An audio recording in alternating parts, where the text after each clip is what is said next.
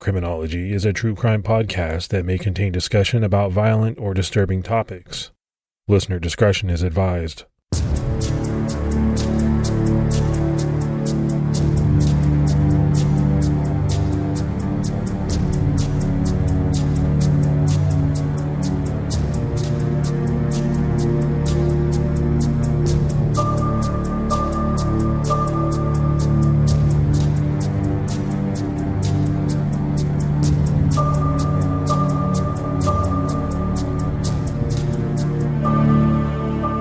Hello, everyone, and welcome to episode 345 of the Criminology podcast. I'm Mike Ferguson. And this is Mike Morford. Mr. Morford, how you doing, buddy? I'm doing good. How you doing? I'm doing great. We've had a wild swing in weather. It was almost 60 degrees for a couple of days, and then we had freezing rain. So it's been kind of a roller coaster up here.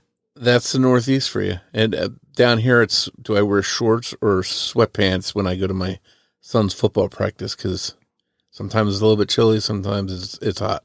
Yeah, that's tough. That's tough for you. Let's go ahead and give our Patreon shout outs. We had Sarah Penton, Victoria Summer, Jason Leroux, and Sydney Waddell. So a lot of great new support, and I think some people coming back. We really appreciate that. Yeah, it's always nice to see familiar faces, and we can't thank everyone enough for that support. For anyone else that would like to help the show, you can go to patreon.com/criminology. All right, we're jumping right in. You know, in the present day, we hear all too often about mass shootings, and sadly, we usually hear about them happening in schools, but they also happen in clubs and movie theaters and casinos. They can happen just about anywhere. And since they tragically happen so often, it's almost something that is part of society. And in particular here in America, where we have the most guns. Now, there have been a lot of laws put in place to keep dangerous people from having guns. Those who are mentally ill, on drugs, have criminal records. And we can debate for hours and days whether those laws go far enough. But one thing we all know is that they don't always stop mass shooters. Today, there are drills in schools and precautions in place in many public places to help people in an active shooter situation. But that wasn't always the case, especially back in the 1940s, when mass shootings just didn't happen. But one day in September 1949, it did. That's when a man named Howard Unruh went on a shooting spree in Camden, New Jersey, and didn't stop until he had shot 16 people. Gaining infamy as the first mass shooter. In fact, he has been called the father of mass murder by the New York Daily News. When Charles Whitman climbed to the top of a tower on the grounds of the University of Texas in 1966 and opened fire, killing 16 people, the news was shocking, almost unheard of.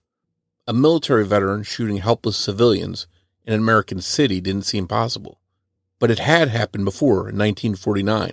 In Camden, New Jersey, just across the river from Philadelphia, when Howard Unruh took to the streets with a gun. I grew up in South Jersey, not far from Camden, and I had never heard of this case. To understand how it happened, we need to go back and look at Howard Unruh's life leading up to the shootings. Howard Unruh was born on January 20th, 1921. His parents, Sam and Freda, divorced early in his life. Freda raised Howard and his younger brother, Jim, in Camden as a single mother. He graduated from Woodrow Wilson High School in 1939 and had trouble keeping a steady job after high school. Howard joined the Army in 1942 and was sent overseas to Germany, France, Italy, and Belgium, where he saw battle, serving as a tank gunner. Each time he took a life, he wrote down precise details about the date, time, and sometimes wrote other various notes about the person. According to the New York Times, for his actions in battle, Howard was seen as brave by his peers, who also noted that he was extremely meticulous and also obsessed with the Bible. They also remembered that he never drank or swore. He was also a decorated soldier. He received the European Theater of Operations Medal, the Victory Medal, and the Good Conduct Medal. Howard received an honorable discharge from the military in 1945. Once the war ended and Howard came back to the States, he, like many soldiers, struggled to adjust for multiple reasons. He likely suffered from some form of PTSD, which wasn't even an official diagnosis until 1980, when it was included in the third edition of the Diagnostic and Statistical Manual of Mental Disorders. Howard Unruh would also receive a diagnosis of paranoid schizophrenia, though it wasn't until after the mass shootings he committed, in what has been widely called the walk of death. The symptoms of paranoid schizophrenia are challenging to deal with, and even schizophrenia wasn't very well understood at the time. Trauma from World War II being thrown on top of those symptoms would not have done anything to make life easier. Howard's brother James told the New York Times, since he came home from the service, he didn't seem to be the same. He was nervous and never acted like his old self. Howard enrolled in pharmacy school at Philadelphia's Temple University, but he dropped out after only a few months. On top of the PTSD and his mental health, Howard was also struggling with a major secret, that he was gay during a time where it was not only extremely socially stigmatized, it was illegal. So you can imagine him juggling all this at once and trying to fit in and make his way in post-war life. So, Morf, we have Howard Unruh serving in World War II, being a pretty decorated soldier, but coming back and having a hard time adjusting to civilian life. And like I said, I don't think that was all that uncommon. I was watching a documentary about World War II the other day on Netflix, and I think for most of us who have not been in the military or not been in war, it's almost unimaginable what a lot of those people went through. You know, we talk about PTSD today, and a lot more is known about it. And it's well known that a lot of soldiers struggle with that. But think about how many people served in World War II and how little, if anything, was known about the type of mental strain and mental health issues that were caused by, what they went through. And I think that was also a time where a lot of things weren't diagnosed, and people would often say, well, he's just a little weird, or don't pay any attention to him. He's harmless, if they had anything that made them out of the ordinary.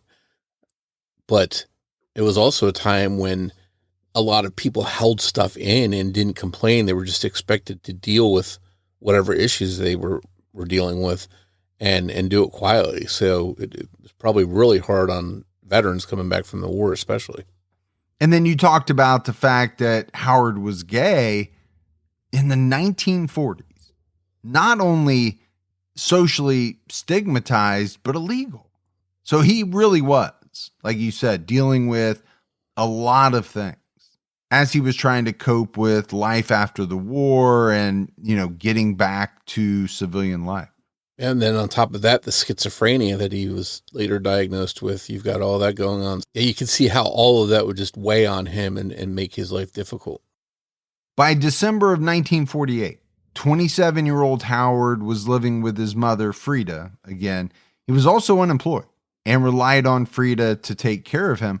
He started collecting weapons, mostly memorabilia from the war, including pistols, machetes, and Nazi bayonets. He hung them on the walls. In the basement of the home, he set up a shooting range. In his basement for target practice, Howard was an expert marksman. While in the military, he earned the rank of sharpshooter. But the basement was very shallow. He had to lay down or crouch on his knees to use his target range, but he didn't care. Most of the time that he didn't spend shooting in his basement, he was reading the Bible. According to CamdenHistory.com, the pastor of the Lutheran church Howard attended would later explain. He came to services regularly before the war. After the war, he came mornings and evenings regularly for about a year. About 3 months ago, he stopped entirely. And anyone who's seen, movies about World War II, a lot of them feature Americans kind of bringing home or looking for German pistols or things like that to bring home with them. I think that was very common. What is not common is to make a shooting range in your house. First of all, you would think the noise would be prohibitive. But the other thing is that the ventilation would be terrible. I mean, to properly make an indoor shooting range, the ventilation system is quite extensive. I mean, that stuff is not healthy for you to breathe in. Yeah, I've heard of people having shooting ranges in their backyard, things like that, but not in their house. So that seems like something that should have maybe raised red flags. Most of Howard's neighbors weren't very fond of him. They thought he was odd, and some found him to be a nuisance. Even when Howard couldn't see the neighbors, he could hear them talking about him. It's not clear whether he could actually hear them in a nearby yard, or if he believed he heard them as a result of his schizophrenia. A common theme over the years was that he believed others could read his thoughts. His next-door neighbors, the Cohens, who both owned and lived above the corner drugstore, River Road Pharmacy, ended up in a squabble with him over their gate. Howard regularly used their gate because it was the most convenient one to use from his own apartment to get to the street. The Cohens didn't like that he used it, mostly because they said he kept leaving it open. He also came and went at odd hours in the night. They asked him not to use it, which irritated him, so he decided to build his own gate that he could use. Long before this gate issue, he had also been confronted by Rose Cohen, who told him to turn down his music. Even Charles Cohen, just 12 years old, had gotten on Howard's nerves for practicing his trumpet loudly. Howard also apparently had a handwritten list of neighbors who had slighted him. According to the New York Times, some of the names had "retail," short for retaliate, written next to them. Howard would later tell police of his neighbors, "I had been thinking about killing them for some time." So Howard has a shooting range in his house, but he's irritated by a 12-year-old kid playing his trumpet next door. I don't know how you make sense of that, but I'm really getting a clear picture in my mind here of Howard Unruh, and it's almost a caricature of things that you've seen in movies. The loner sitting in his basement or his room making a list of people who have done him wrong, who he's going to get back at. And the squabble part, sometimes neighbors don't get along. Sometimes they, it's over things like loud music, or their yard looks messy, or, there's arguments over whose property line ends where. So that part's not all that surprising. But what's not normal is that he's got this list of people, his neighbors, that he's got on this list that he wants to, retaliate against, as he put it, later admitting that he wanted to kill them. So obviously this was more than just a neighborly squabbles going on. And you just wonder how much of this had to do with his mental health issues. The thought that people were talking about him. Well, maybe some of them were, but was he hearing them, or did he believe he heard them? Or did he just believe they were talking about him? On the evening of September 5th, 1949, Howard headed to Philadelphia to see a double feature at the Family Theater, a movie theater that was open 24 hours a day and was apparently a well-known hookup spot. He was looking forward to meeting a man there. A bit of traffic caused him to be late, and when he arrived at the theater, the man he was supposed to meet had already left. Alone, Howard apparently watched the double feature, I Cheated the Law and The Lady Gambles, not just once, but 3 times. He didn't get home until after 3 a.m. When he got home, the gate he had just built had been removed or badly damaged. Reports on exactly what happened vary, but what is clear was that the gate issue caused Howard to reach his boiling point. That, coupled with the fact that he felt he was stood up by his date the night before. Howard and this man named Van had met just 3 weeks earlier, but it deeply offended Howard when he showed up and Van wasn't waiting for him, according to the Philadelphia Inquirer. When Howard was questioned by a psychiatrist after a shooting spree, the psychiatrist said, "This is the one point in the whole interview when he showed any emotion." On September 6, 1949, after days of stewing over being stood up and his gait being messed up, presumably by his neighbors, Howard decided it was time to finally retaliate. That morning, his mom, Freda, woke him up after only a few hours of sleep. She made him fried eggs for breakfast. They ate together, but he reportedly ended up threatening her with a wrench, which he held over his head like he was going to bludgeon her. So she fled to a neighbor's house. She knew something was wrong with him that morning before breakfast, just from the way he looked. There was something wrong with his eyes. They looked dark. Although he had been different since returning from the war, this was the first time his mom was afraid of him. And moms know when something is wrong. Something's going on. And I think Freda knew.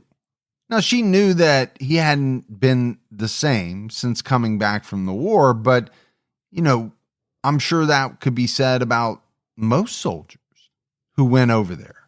What did they have to do? What did they see? And how did that affect them when they came back? But she wasn't afraid of him until this morning. And, you can picture Howard kind of raising this wrench above his head as though he's going to strike his mother. That's a terrible scene. And I can only imagine what she must have been thinking. But what really struck me was her talking about his eyes. You've heard people talk about killers' eyes before. Like there was something there. She said they looked dark. Now, I don't know if that's a real thing. Like people's eyes can really look different when they're about ready to, do something heinous, but you hear it a lot, Morf. Yeah, and I think nobody would know him better than his mom. I'm sure, being that he had, been different since coming home, she was probably treating him maybe a little differently, maybe a little more cautiously, and trying to work with him, knowing that he had been to war. But the fact she was now afraid of him and now is even getting threatened by him, that's a major turning point. I think that's when she knew in her heart that, something was wrong, so much so that she fled the scene. Later that morning, Howard walked out the door with his 9mm Luger P08 pistol, which he purchased at M&H Sporting Goods in Philadelphia. He waited until 9:30 to start his rampage so that the stores on the street would all be open. Howard left with 33 rounds of ammunition. Freda had just finished talking to her friends, the Pinners, about how worried she was about Howard when they heard the shots. She had been heading home, but ran right back to their house, crying her son's name. She wanted to call the police, but understanding what was happening and that it was her son who was responsible, she fainted. Meanwhile, a bread delivery man was parked on the street. Howard fired at him, but the man was very lucky. Howard's shot didn't hit him. According to CamdenHistory.com, the man later said, "He missed me by inches." When the delivery man saw the gun, he thought he was being robbed. So he jumped up and ran to the back of the truck, causing Howard to miss. The delivery man saw two children playing outside near his truck, and he hurried them inside of it to protect them. Howard then walked down the street, past the delivery truck, back in the direction of his home, to the shoe repair shop. The cobbler, 27-year-old John Pilarchik, was sitting down at his bench when Howard entered the store. Howard walked right up to John, and as he tried to stand up, Howard shot him in the stomach, then again in the head. A young boy who was in the shop at the time saw what happened, but was able to survive by hiding behind a counter. Howard either didn't see him or wasn't interested in chasing him. After shooting John, the cobbler, Howard walked out of the shoe shop. So, this is the beginning of the rampage, and there's obviously going to be a lot more to come, but I don't think there's any doubt, Morf, that you said earlier, Howard had reached his boiling point. There was, obviously something and probably a number of things that culminated in him just being enraged to the point where he would threaten his mother, and then he would make the decision to grab his pistol and start walking down the street, systematically shooting at people. It's a very scary thought. And I think for people on the street that had never heard about something like this happening, because as we mentioned, it didn't happen. There weren't mass shootings at that point. They had to catch them off guard, hearing these gunshots going off in the middle of the town here. Well, let's be clear. I mean, there were mass shootings, but they were usually like gangster related, right? They were fights between gangsters and other gangsters. People weren't used to what I would refer to as a regular citizen just deciding to walk down the street and start shooting people. Howard Unruh wasn't part of the Capone gang or anything like that. Howard next headed to the tailor shop. The tailor, Thomas Zagrino, wasn't there, but his wife, 28-year-old Helga, was. They had been married for just 3 weeks. At this point, Thomas was just running an errand that morning, and it altered the course of his life in a major way. He lived, his wife didn't. As Howard entered the shop, Helga saw the gun in his hand and screamed so loud that it was heard from across the street. There was no time for anyone to try to intervene and help her. Howard shot Helga and once again went right back out onto the street. From there, Howard walked down the road to the barber shop. Inside, 6-year-old Orris Smith was getting his hair cut. His first day of first grade was the next day.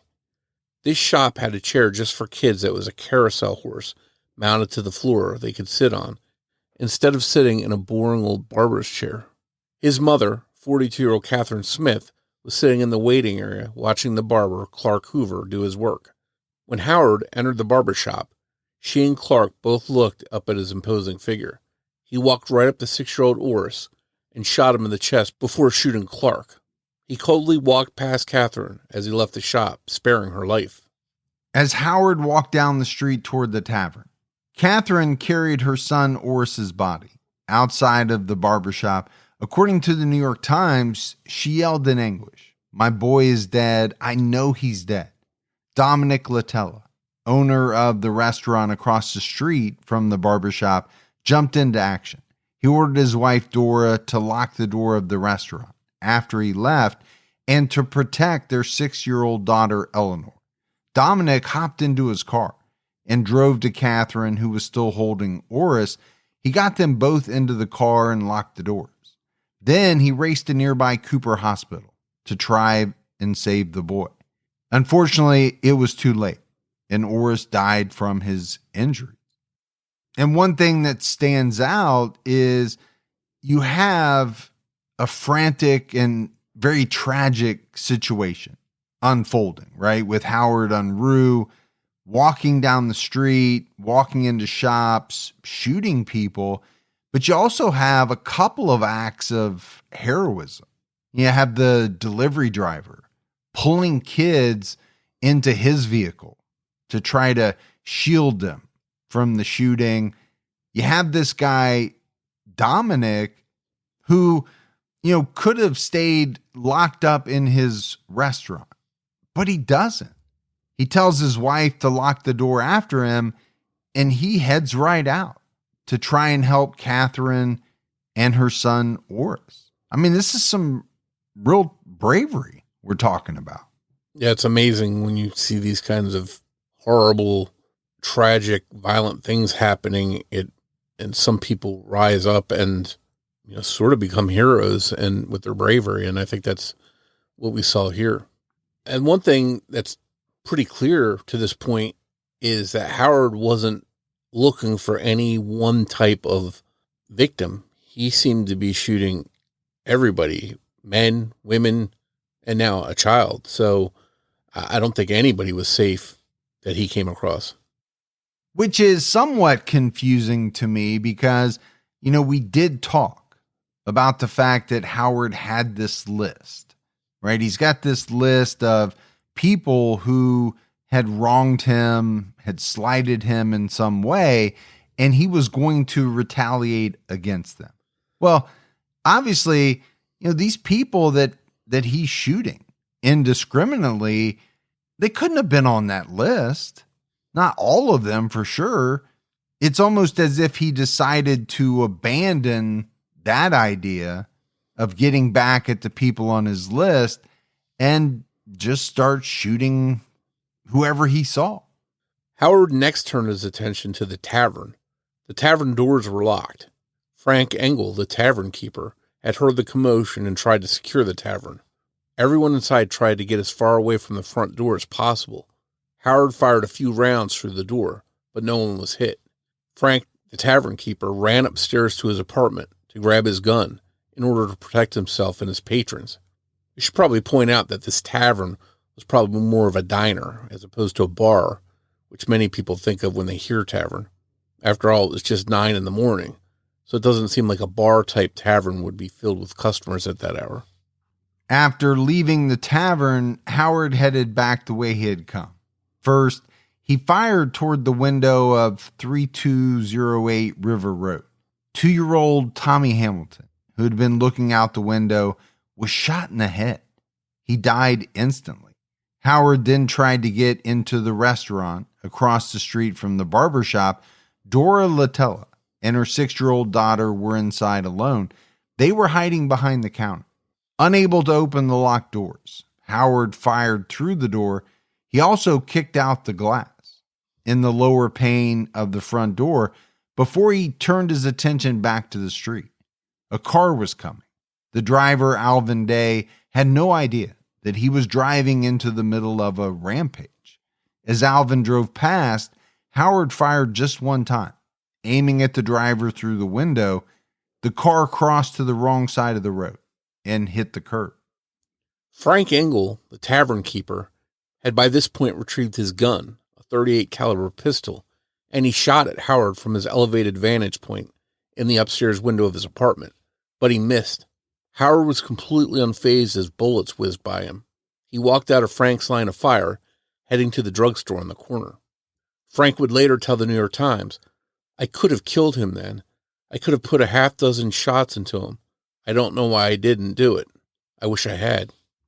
And I think Frank Engel is an interesting character in the story in that, he goes to get his gun. He wants to obviously protect himself, protect his patrons, but he has an opportunity. He sees Howard. He does fire one shot, but then he tells the paper he could have fired a bunch more, but he didn't. And it seems as though he felt some guilt over that. Because obviously, if he had stopped Howard, what's to come would not have happened. But that's a tough situation to be in. Yeah, and you can understand why that would eat at him, just wondering the rest of his life if he could have saved some people. And unfortunately for him, it's not like he had a rifle, which probably would have been a lot more accurate from up inside his apartment, as opposed to, a .38 caliber that he was shooting down to the street. So, unfortunately, that's all he had. Maurice Cohen, the druggist at the corner store who was Howard's neighbor, had heard gunshots and screaming.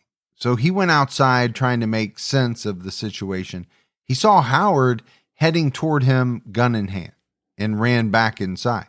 He ran straight upstairs to his apartment, where his 63-year-old mother, his wife, and his teenage son were trapped like sitting ducks.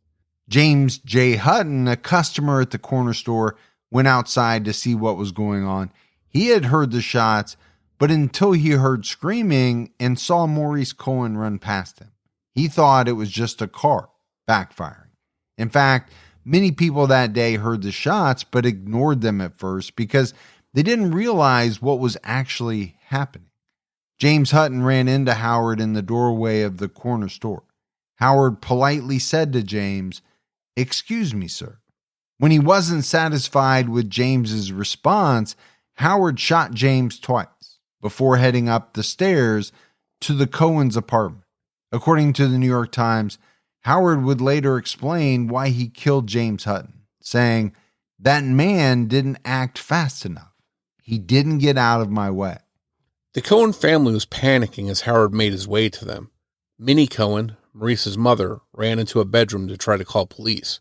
Rose Cohen, Maurice's wife, grabbed their 12-year-old son, Charles, and pushed him into a closet, urging him to hide there and stay silent. She closed him inside and then ran to another closet, closing the door behind her as Howard walked in.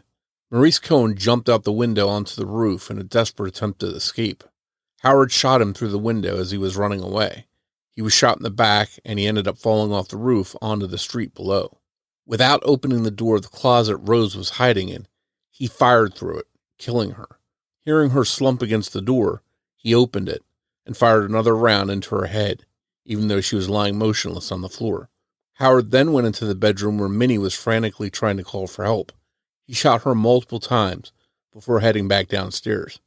12-year-old Charles was the only survivor in the apartment. Luckily, Howard never found him in the closet. So I said earlier, Morf, that, it seemed strange that Howard was shooting indiscriminately at people who weren't on his list. Obviously, the Cohens were on the list. They were his neighbors.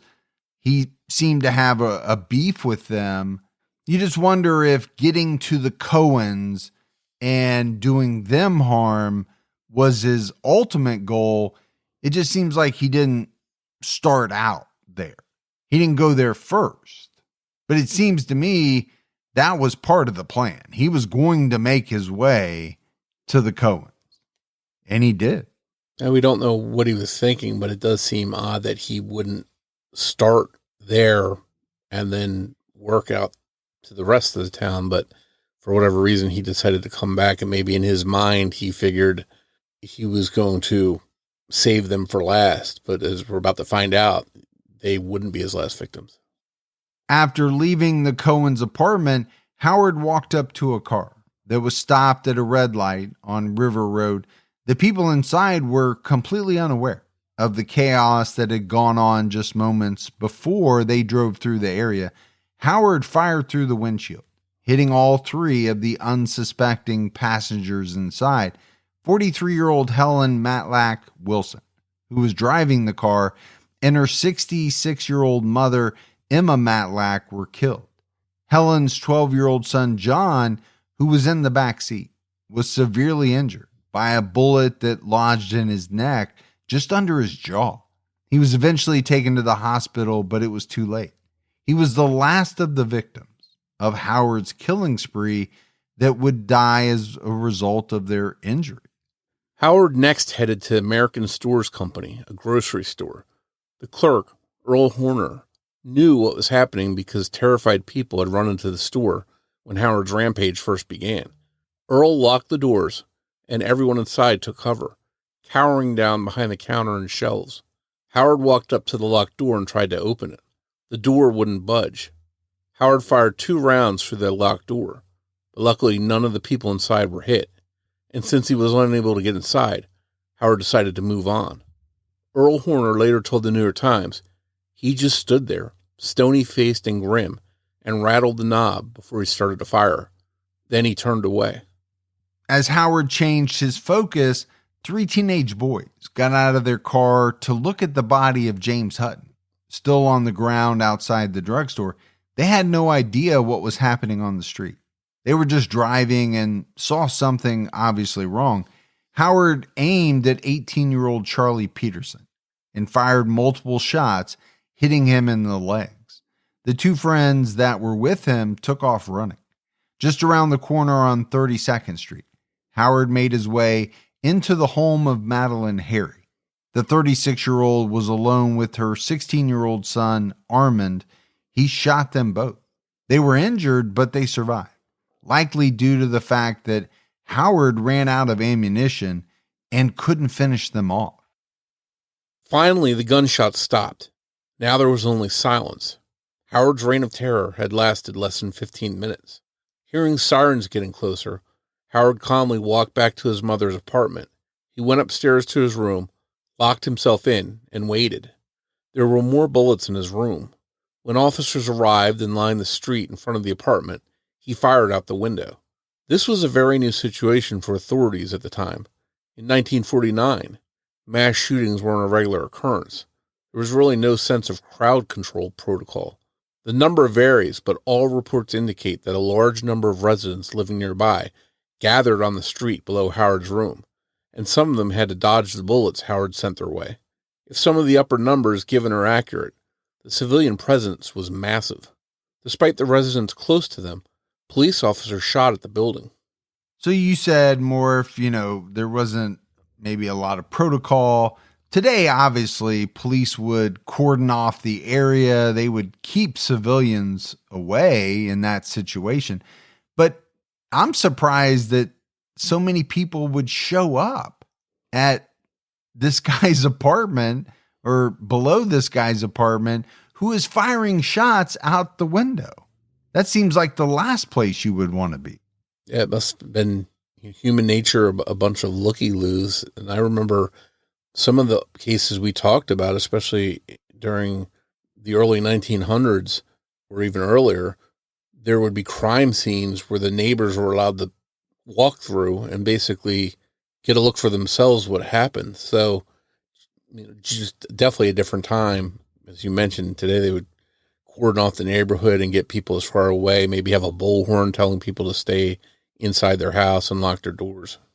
Well, and the other thing is, I don't know that the authorities would start firing back in that situation. And they definitely would have probably a SWAT team out on the roofs nearby as well. So while all this is going on, Philip Buxton, an assistant city editor at the Camden Evening Courier, decided to think outside the box.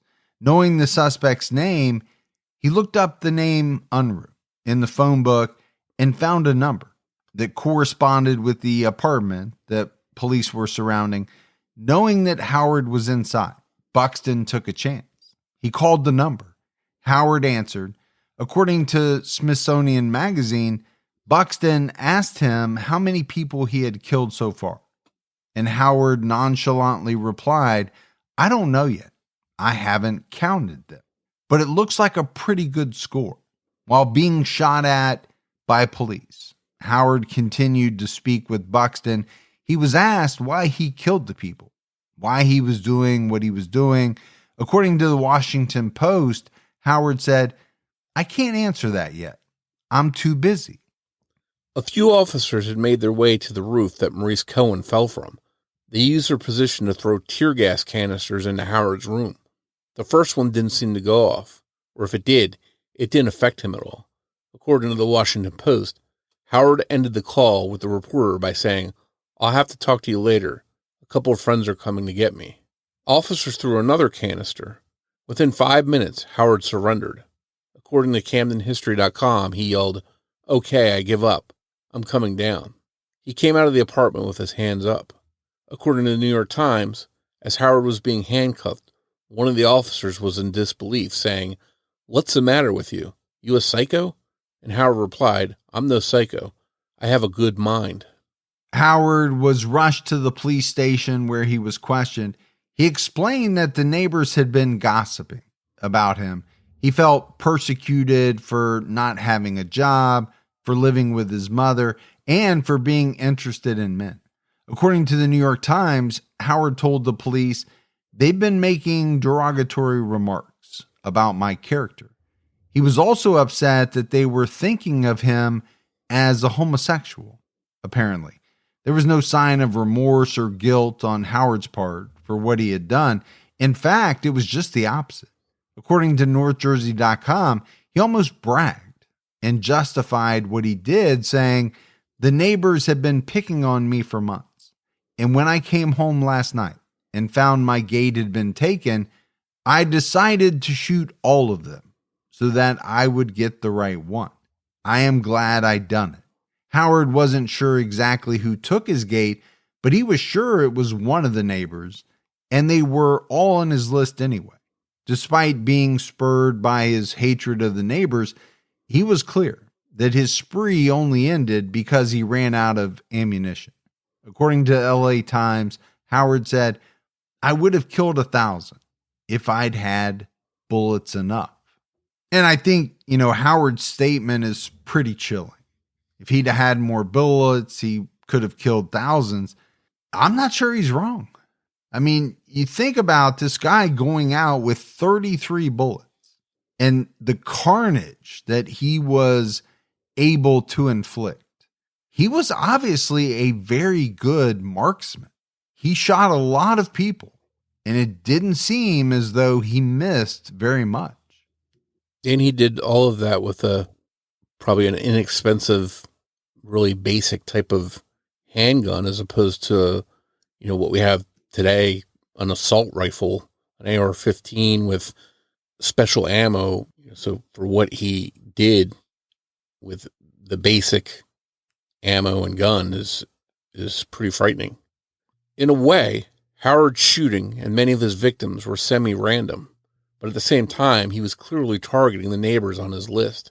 It may have been an issue of wanting to preserve ammunition, but it seemed that he would have been willing to let victim James Hutton live if he had gotten out of his way fast enough. Howard said he only shot him because he didn't move quickly. Howard admitted to detectives that he was aiming very precisely as he shot his victims. First, he aimed for their chest, and then he went for a headshot. According to the New York Times, he told detectives and psychiatrists that the Cohens and other neighbors talked about him. So obviously he was going after, some of the people who were on his list, but like I said earlier, not everyone was on that list. I don't think the delivery driver could have been on that list. So it seems to me that it was kind of a mix of some shooting indiscriminately and trying to shoot some people very deliberately. Yeah, to me, the list is sort of a flimsy excuse to just shoot some people, because what could have a 6-year-old boy sitting in a chair getting a haircut, or the 2-year-old looking out a window, what could they have done to Howard to wrong him or harm him?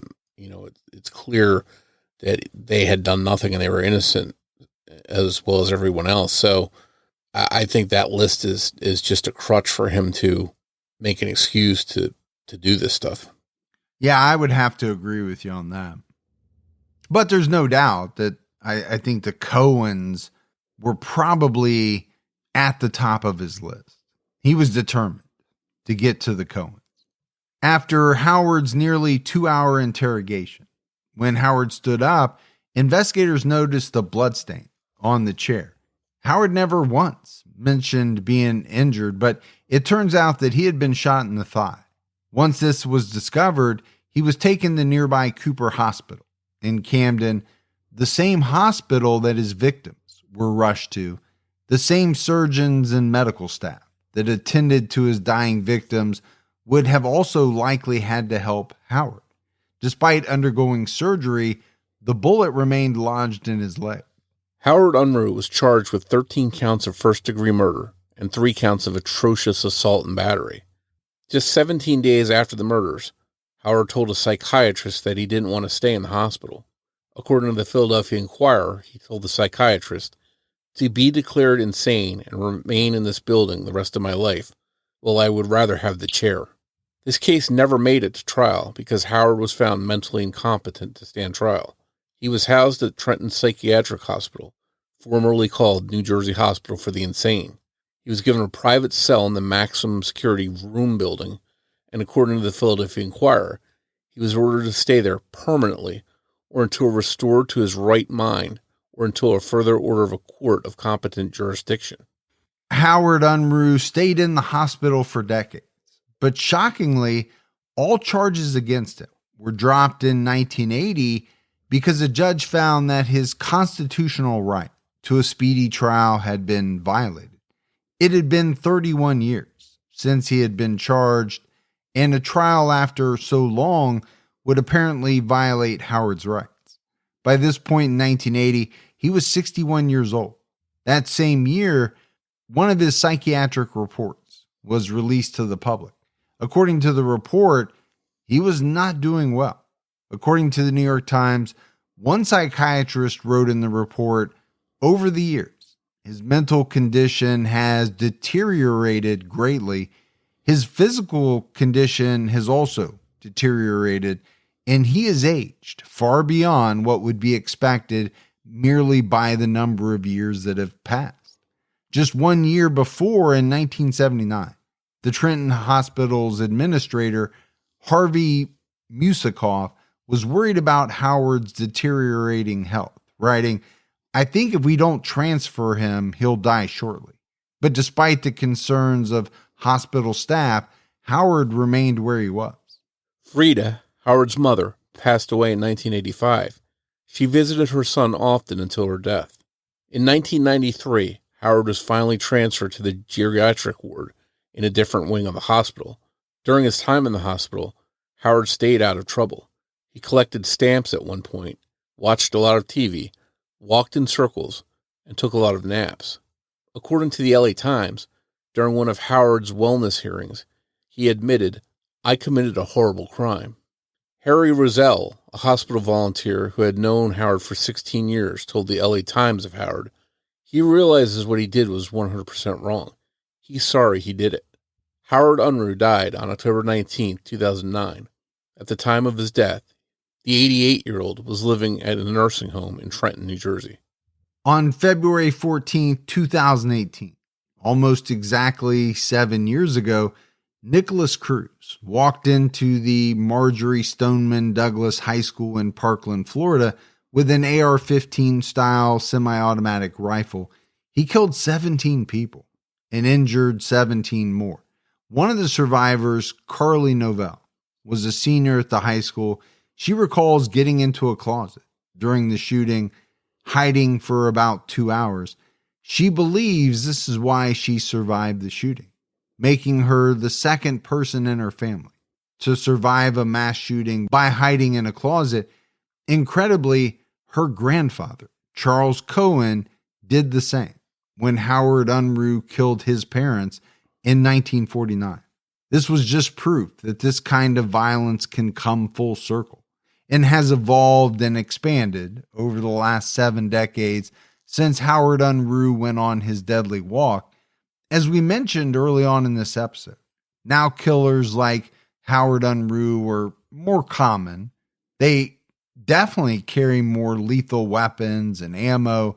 We can only be thankful that in 1949, he didn't have access to those kinds of arms. And I think, Morf, as we wrap this one up, that's a very true statement.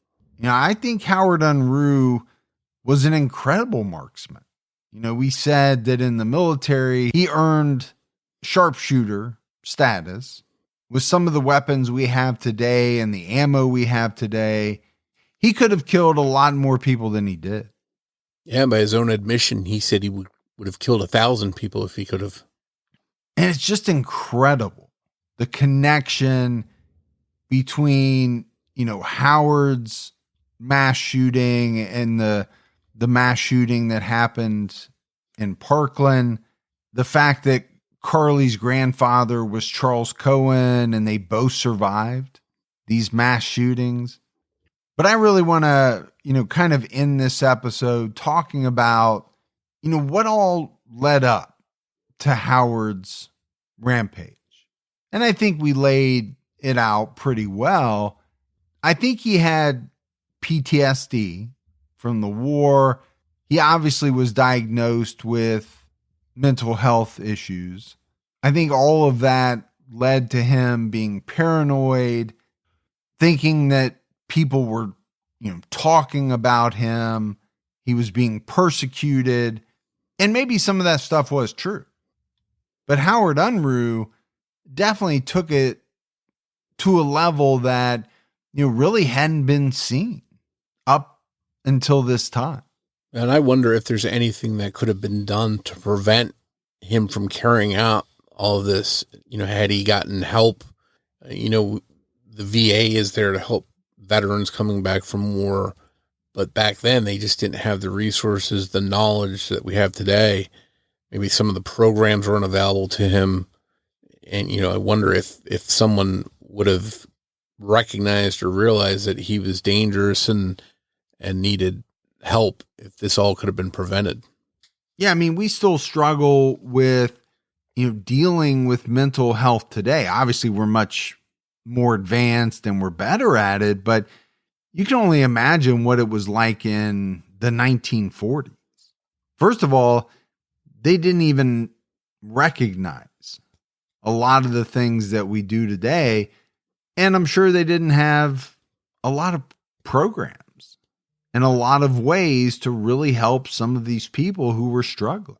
The other thing that I thought was pretty interesting was that, Howard Unruh was never actually convicted of any of the murders he committed.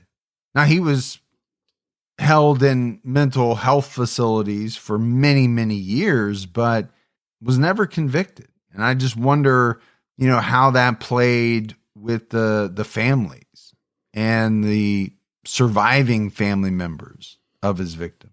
Yeah, and just the overall victims too, just very sad people that were just going on about their day, had no clue what was about to happen. You had young children, one 2-year-old looking out his window, another six-year-old was getting his hair cut so he could start school the next day. We mentioned one victim was, a newlywed. So just very tragic, the amount of victims in this case, and from all walks of life, it seemed. Yeah, well, that is going to happen when you fire a gun indiscriminately. You're going to kill people from all walks of life, all different ages.